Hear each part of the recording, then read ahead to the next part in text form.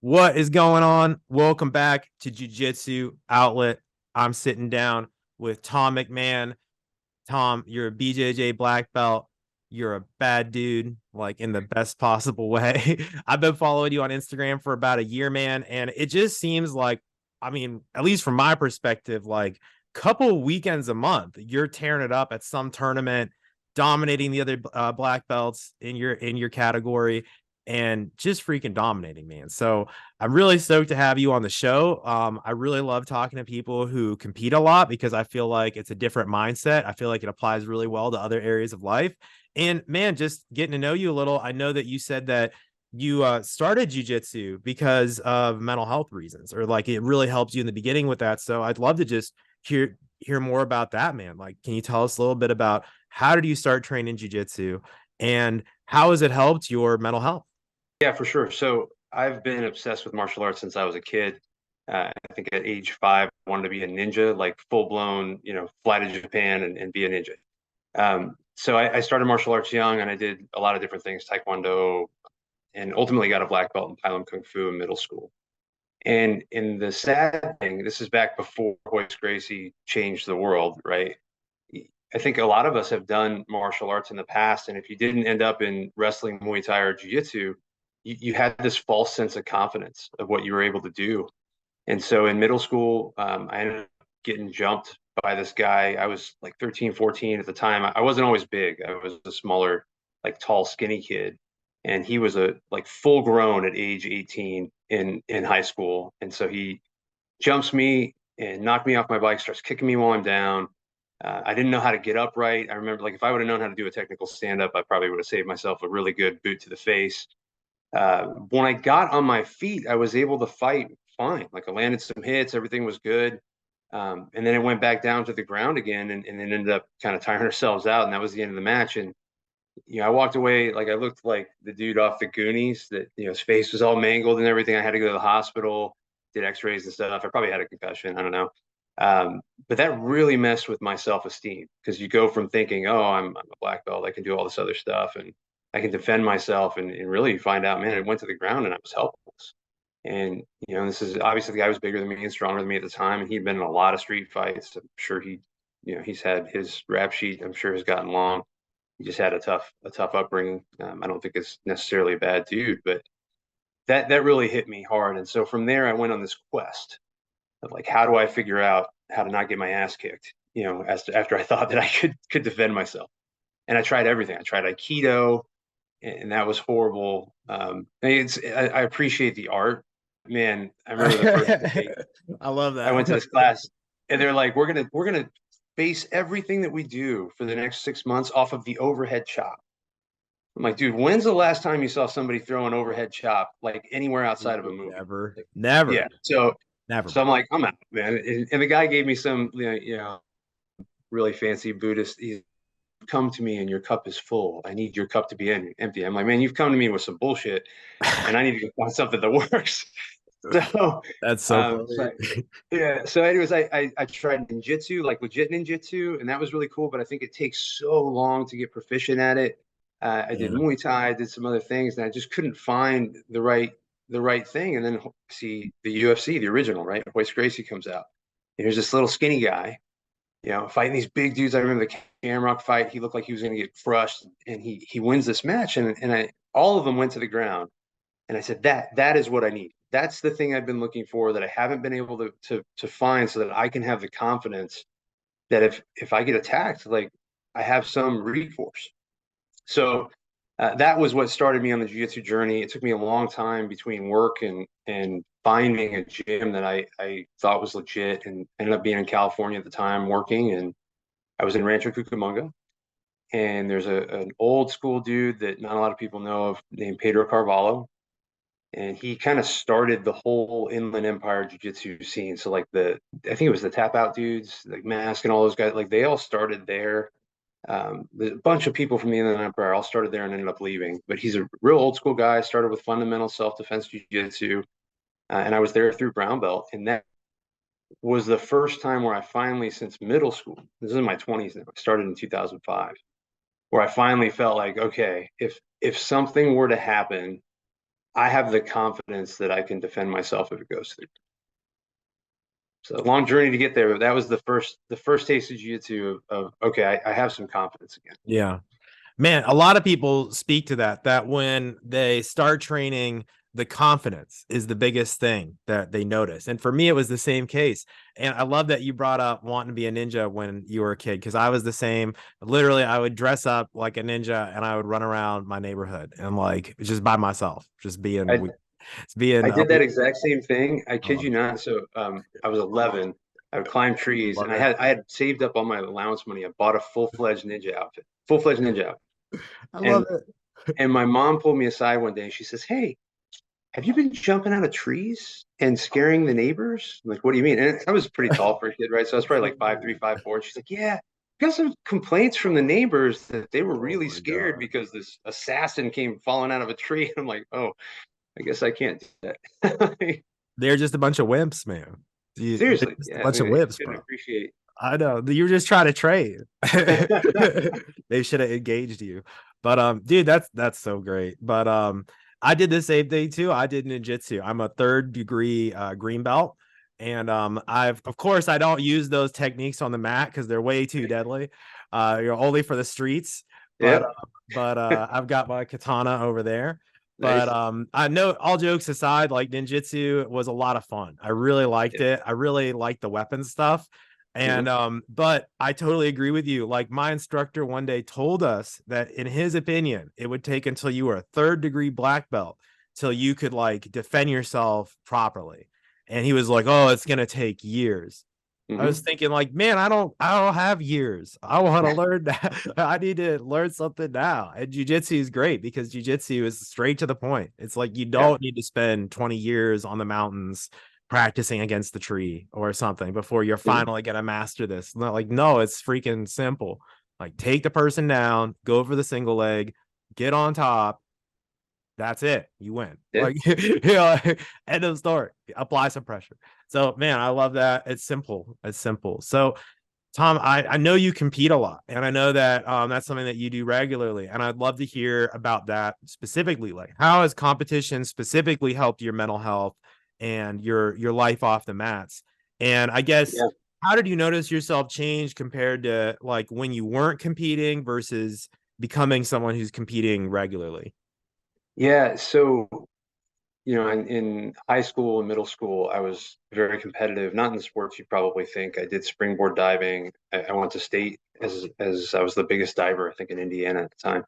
I did pole vaulting, and in Indiana, you can't have friends if you don't play pickup basketball. So I was always doing sports, and then you get to college, and maybe I could have done a walk on pole vault, maybe not. I had a pretty bad injury in diving. I was on track to I had a couple scholarship offers, but I just didn't mentally have that edge anymore.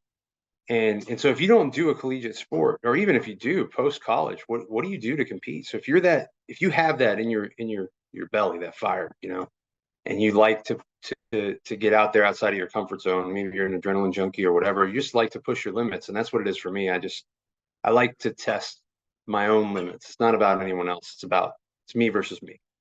Um, you get done with sports and you don't know where to go. And as an adult, there's recreational softball game or kickball or something just doesn't do it if you really are hungry. And I like a lot of people then go into the workplace or into some other hobby, and that's where they start to use that outlet. And I was starting to do that. So in my 20s at work, I was really aggressive. I cared very deeply, and I cared a lot about my team, but I was really blunt. It's not the most effective communication style. And I was an ops manager in a warehouse for Target, and people pulled me aside and they say, "Hey, man, you're kind of a dick." Like when we get it, once we get to know you, like we get that you're just really driven, but the way you do it's too much. And it was right about the time that I got into jiu. You've been doing it, no matter how untouchable you look in your gym, become the mad enforcer. Like somebody can kick your ass and make you look like you know nothing. With maybe the smallest exception being like Hodger Gracie, and give him another 10 or 15 years, and there's going to be someone that is still taking it to him, right? We all have a time limit. No one can beat Father Time. So that was a point for me. I'm not my best self because I have this aggressive edge that I need to find an outlet for. And I have a history in my family of addictive personalities, and I believe very strongly, and I've always thought this way. I played guitar for a long time. I did it like you got to find a healthy outlet. And so I identified I have this aggression, right? And I'm like, okay, well, we've done this before. Or, we don't want to go down the path that our family went down. We're not going to get into like, how do we find a healthy outlet for the aggression?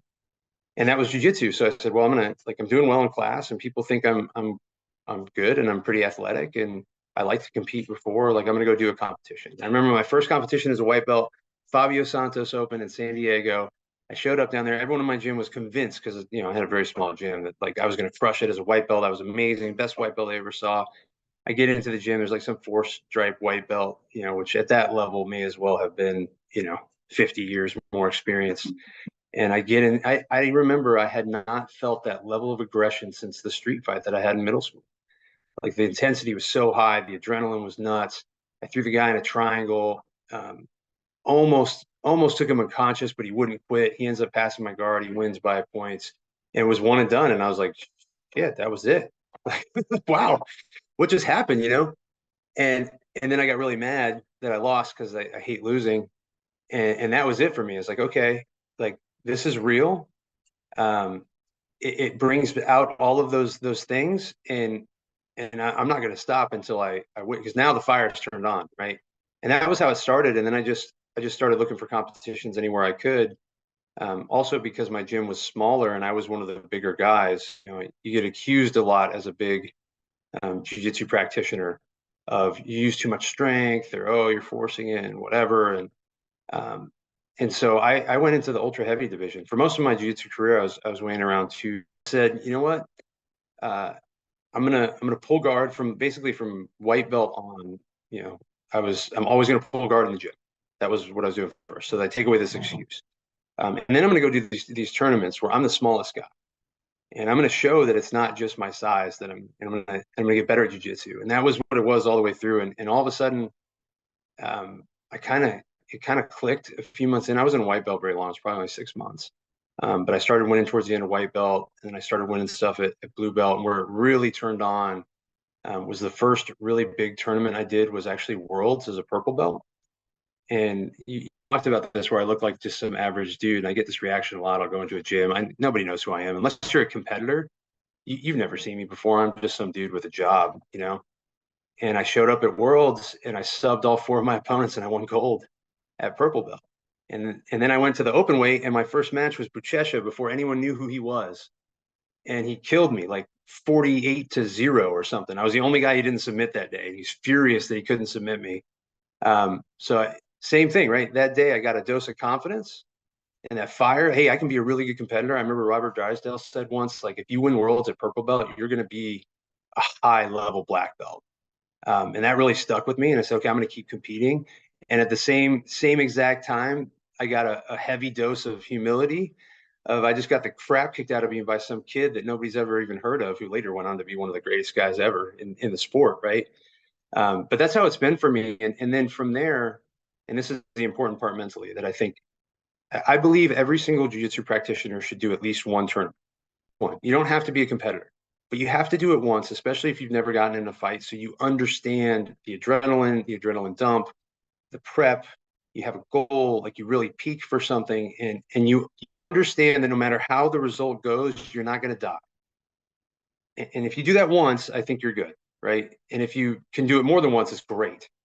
And then for a lot of us, I think when you have that outlet you have to find, or you have that competitive drive that you just don't get in the adult world, this is a healthy outlet for you to just go after it. And every single day, it's you work out consistently. You got a reason to hit the gym and work on things. You go to the tournament, you make some mistakes, and now you're back at the gym and you've got something to focus on. And when you're doing this for your whole life, everyone focuses on getting the black belt. That's where it starts. And, you don't want to do arm bars all day, or you don't want to, well, all of a sudden, man, there's a hole in your game. Like, I screwed up against Gabriel Gonzaga last weekend at Pans. And I'm like, crap, I screwed up that. So now I'm going to go back to the gym and I'm going to drill that technique I tried to hit over and over again. And it gives me something to look forward to when I might otherwise get bored with the sport. It's just impossible if you have that mentality. That's such a great way to look at it, man. I totally agree with you. I would say personally, I think people should compete at least once a year. I would say you said once overall. I would say once a year, honestly, because for me, it's like I grew up doing team sports. I was never very good at any of them, which is why I love jujitsu now. I was never good at any sport with the ball. But I used to actually like tackle people in basketball and get fouled all the time. So I was like, maybe I should just go to martial arts. But anyway, but imagine like doing basketball practice every single week and never playing a game. Like it just Right. doesn't make sense. Or soccer. Imagine just always doing soccer scrimmages and soccer drills all day, Yeah. every day, and you never once have a soccer match. Like, come on. It just doesn't make sense. It's like that's what are we doing here if we're not competing? It's just like, or I don't understand people who can just like work out at the gym with no goal at all. Like at least have a bodybuilding competition or a strongman competition or CrossFit competition or something. Like there's so many different ways to compete in whatever sport it is. Like if you're a rock climber, go to a rock climbing competition once a year. Like whatever it is. You know what I'm saying? Yeah. Like we should be competing. It's just should be a part of the thing, a part of the activity. Like imagine with kids, like look at kids. Kids are always trying to compete and make games with stuff, Hmm. like tug of war or whatever. It's like we are inherently competitive as humans. And I think that you're hitting on something big, man. Like we need an outlet. Like if we don't have that, then that's how we become more aggressive at work or more aggressive in our other relationships. So let's talk about that a little bit, man. I know you got to run, but how has jujitsu helped you in your relationships, and what sorts of improvements have you seen because of competing and because of all this stuff that you've done? Well, I'll be fully transparent. I think this is where a balance is important, and you have to have a really good partner. So I'm married. My wife and I have been married for 8 years. We don't have any kids, and I see a lot of my friends who bring their family into jujitsu, and it brings them together in a bond. My wife doesn't do jujitsu, but what's really cool is she's extremely competitive. So she did a lot of sports. She gets more mad if I lose than I do. Like she's yelling in the sides, and it's exciting. So I really appreciate when she comes to those events. Where I think it's been this is where I would say you really have to have a balance, right? So what was really cool with me was when we got married, we were dating early on. She knew this was a part of who I was, and she's never once said don't or don't go train or don't whatever, right? And that was important because it helps me balance. In fact, sometimes she'll say you're being kind of an ass. You need to get to the gym. Um, so I think it's just important that in your relationships that person understands, and then just full transparency, I'm not always perfect, right? I don't always, I try to do the best I can, but there are times where you can get too caught up in a tournament coming up or too caught up in training. And there's been times where I probably haven't given her the attention that I should. And in those moments, thankfully, my wife communicates really well. And I have to take a step back and say, I don't need to do this competition this weekend. It's just some whatever. I don't have to go train today. And I think it's important to find that balance and honor the people that have your back all the time. So the way I would say it is, I think there's an element where she's my biggest fan, and so that brings us closer together because she understands the passion I have, and she's the most supportive when I do these things. And there's also an element of give and take, right, where I have to realize that I can't. I'm not a professional athlete. This isn't my only life, and she's way more important to me than anything else, and I have to honor that, right? So not perfect at it. I try. She tells me when I do well and when I don't. But I would say everyone has to find that personal balance for their family. Yeah, I think that's the key to like real human happiness is balance and having these different things, like having the relationships, but then also the outlets. So that way you can have better relationships. Like we need Mhm. stuff for ourselves, but also we need to be there for others. Like my favorite philosopher is a guy named Eliphas Levi. And he wrote back in the 1800s, he said that the true life of man is not in himself, but in others. And I can't agree more. Like it's just, life is not as fulfilling if you're only focused on you. You have it's all about how can we be there for other people, I think. Like that's where real happiness comes from. But man, last question. I know you got to run.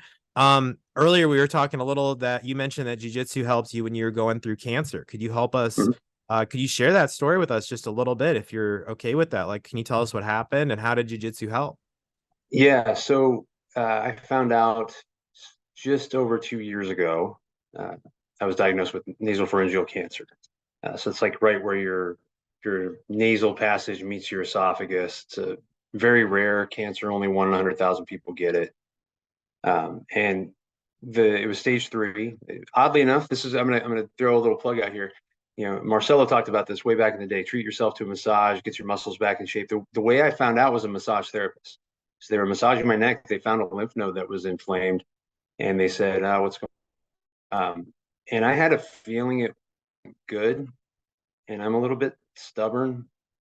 And so I kind of put it off because I had this goal. When I was a white belt, my goal was to compete on the finals day of Worlds against the best in the world. I never said I was going to be world champion. I never said, like, that was my goal. And so I had this in the back of my head that this thing was coming. And I said, man, I got to give this everything I've got. In 2019, I got enough points. I got my foot broken the day prior by Octavio Nolati, but I won on points, and I went up against Buchecha the next day.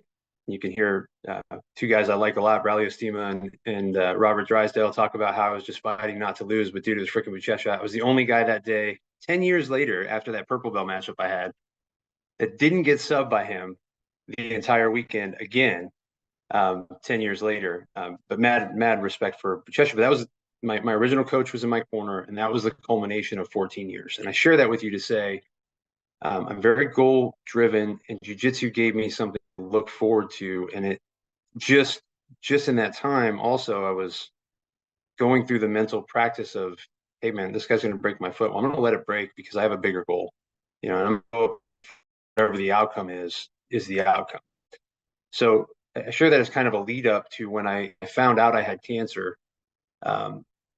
There was no hesitation. My wife and I were both like, okay, like, game on, like, we're fighting, and it's gonna freaking lose, right? There's no question. There is no alternative. There's no giving up. There's no whatever. And I remember everyone needs to make their different paths. Some people like to talk about it with everybody. I went dark. I went, like, circle got real small.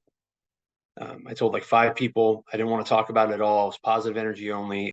All I'm going to do is fight, and that's everything that matters.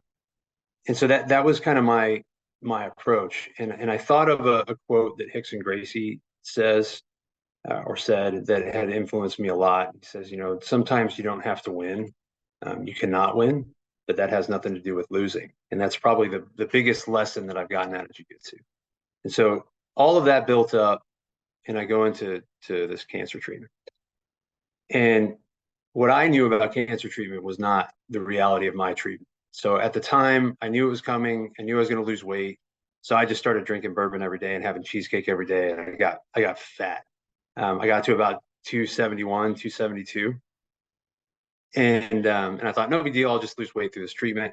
I had seen movies where people lose their hair, and I've got alopecia, so I have, like, spotty hairline anyways. I'm like, nobody's even going to notice if I lose my hair or whatever. So I was pretty, like, I thought I was mentally prepared. And this is like anything in jiu-jitsu, right? You think you're prepared, you think you're ready to go. You get into the reality, and you're like, oh shit, like, this situation's worse than what I thought.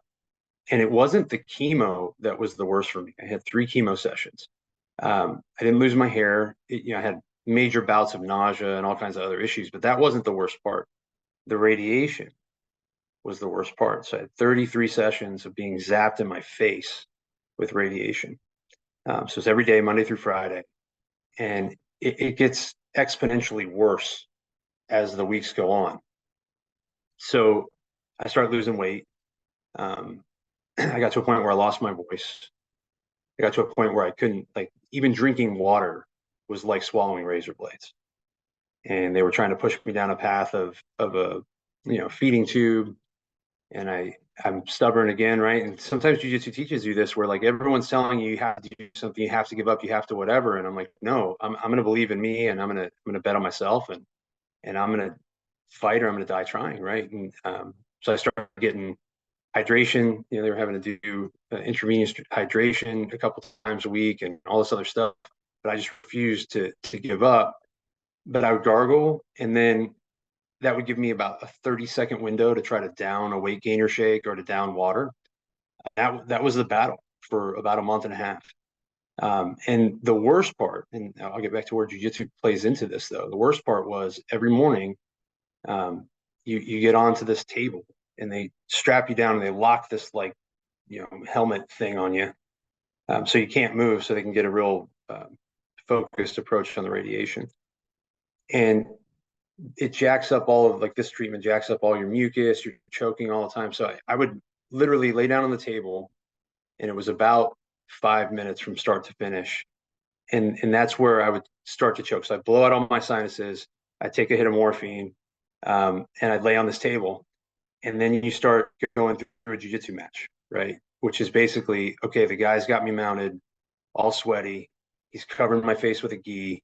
I'm breathing through the corner of my lips, and I just have to survive. Like I have to survive.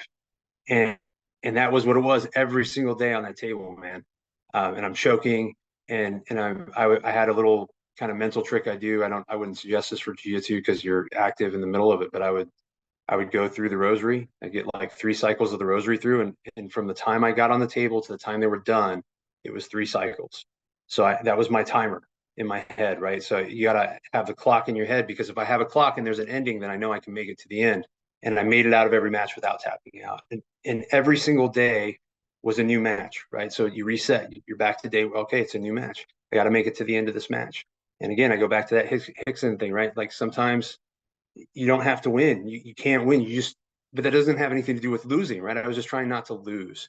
And so that was the battle over and over and over again, every single day until I got done with treatment. And I credit, jiu-jitsu for helping me be comfortable being uncomfortable, to have the mental fortitude to know that I can make it through even in the worst of circumstances.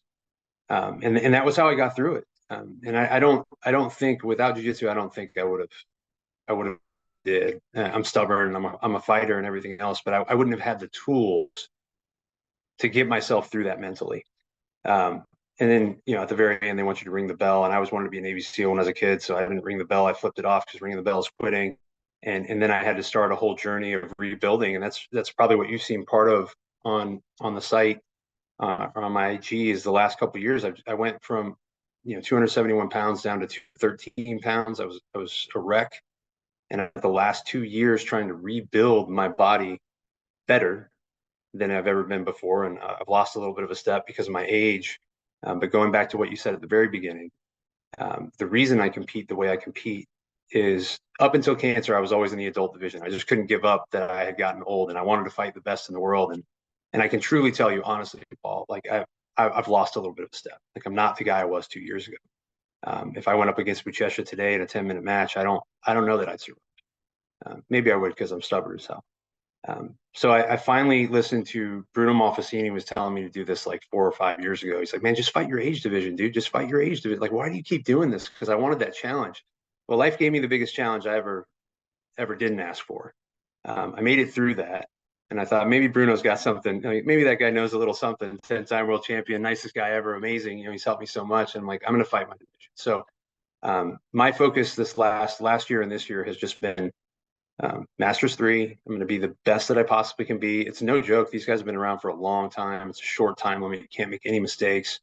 But for the first time in my career, I got a quad gold, and I'm kind of back in the game. I got a couple of them. I'm doing pans. I got double bronze this last, couple weekends ago. Like, it's exciting to have, even knowing that I'm changed from where I was 2 years ago, I can still fight, and I still have things I can get after, and I can still mix it up with these. I got to go against Gabriel Gonzaga, man. That's a bucket list thing. Like, what sport do you have that you could play a game against Michael Jordan or something like that? I mean, it's Yeah, amazing. So that's amazing.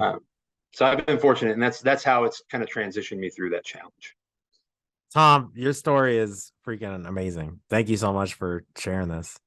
I feel like you're like a documentary in the making or something. Like, for real. Hey, I know you gotta go, and I don't want to abuse your time, but let's give a quick shout out to your sponsor. I know you said that you wanted to give him a shout out. Yeah, real quick. Thanks for letting us go over a little bit, and thanks for taking the time to chat. I do want to say thank you to XGuard. These are guys that believed in me before I was a thing. They've always given me gear. They helped me out with tournaments along the way, and they have fantastic custom gear. So they actually took Rise Again, which is kind of a crazy thing. I said Rise Again because I just was trying to focus on being resilient, and that was before the cancer, and it came, kind of self-fulfilling prophecy here. So, but they made great custom gear for me. Check out xguard.com. They can get all your needs for jiu-jitsu gear, and they're just awesome. They're good people. That's awesome. Well, I'll throw a link down below. And so if you're interested, go check it out. Go check out XGuard. And Tom McMahon, I'm going to throw a link down to your Instagram as well. So make sure you give Tom a follow. And bro, thank you so much. That was inspiring. Like, thank you. What Thank you you. said Look forward was, to talking to you more and seeing you out there on the circuit. I have no words. I feel like there's nothing I can say to. I mean, it's just thank you for sharing your story. That was powerful, bro. Thank you. All right. Well, Thank thanks you. for listening, everyone, and have a great day.